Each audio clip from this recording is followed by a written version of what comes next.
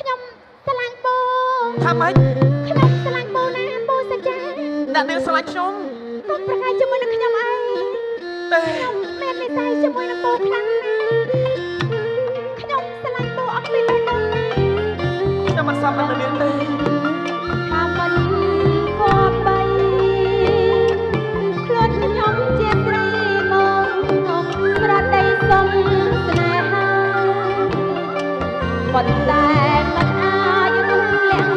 អារម្មណ៍ឡើយណាពួកអើយវាចាមកប្រាប់ខ្ញុំផងដឹងថាមិនគប្បីខ្លួនខ្ញុំជាស្រីមកប្រដីសុំស្នេហាប៉ុន្តែការពិតមិនអាចលាក់អារម្មណ៍ឡើយណាពួកអើយមេត្តាប្រាប់មកខ្ញុំផងរូបខ្ញុំមែមិនស័ក្តិសមកុំកាត់ចឹងអីណារូបខ្ញុំជាអ្នកក្រក្រៃខុសប្លែកពីគ្នាដូចជាមេឃញែនឹងដីរូបខ្ញុំក៏ដូចជាលេខដី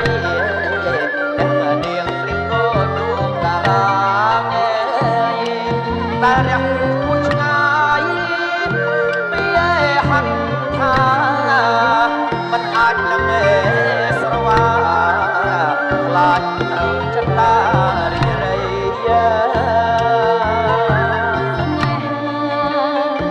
មិនគិតទ្រ